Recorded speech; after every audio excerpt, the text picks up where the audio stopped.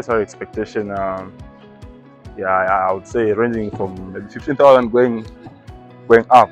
Yeah, because the program itself is challenging. I don't expect anything less than a 10,000 because of course you've got rent, food, and also transportation. So I think for a start, a 10,000 would be okay. I'm a second year actual student here. A third year student at the University of Zambia studying political science with international relations.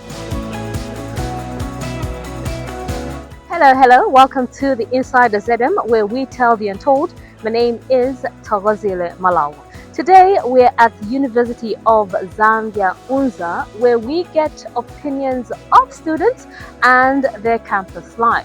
Are they on bursaries? Are they on student loans? And is that running smoothly? We spoke to a few and this is what they had to say. Let's take a look. Well, my campus life is just okay. It's quite an experience, a lot of things to learn through. So university life at UNZA is very interesting. You get to learn a lot of stuff. In my first years and my previous years, it was a bit overcrowded, but as we go on, the classes become less crowded. Yeah, so I'm on a bursary. Yeah, I'm on a student scheme bursary. Yeah, so on that one, yes, they do deliver on time. It's very good. They even give us some incentives like meal allowances and even some book allowances. Every year they give us book allowance. That is about 1,500 kwacha. Then they also give us meal allowance every month. Though at the moment, not yet started giving us. They start giving us once the registration process is done with the health education loans and scholarship board. So at the moment, they've not started giving us the incentives, but they will start in March once the registration process is done. So, well, it's just been okay. Well, even though it's not as enough when you say meal allowances and the like, it needs to be increased, it needs to be worked on. However, even the delayments to the monies as well, as we have started right now, the students have not received any payments because there are still processes that should have been done, that I think should have been done earlier before we actually opened, because we do need the funds just right as we open in order to sustain ourselves. So right now, we are still waiting to when we are going to receive our bursaries, and it's almost a month now, not knowing when we're going to receive our bursaries, and most of us are unable to fend for ourselves. And then on the monthly allowances, they do give us monthly allowances, which I can't necessarily say are enough, because the money they give us is not enough to cater for us throughout the whole month. We opened school on 26th January this year, and this is when the screening process is done.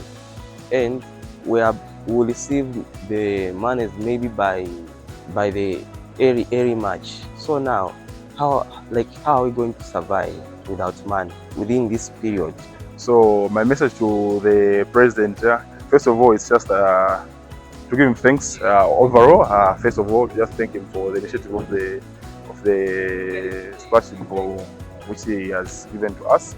It came at a timely support for most of us actually who come from, I want to use the word, humble backgrounds, who couldn't manage to be on self-sponsorship.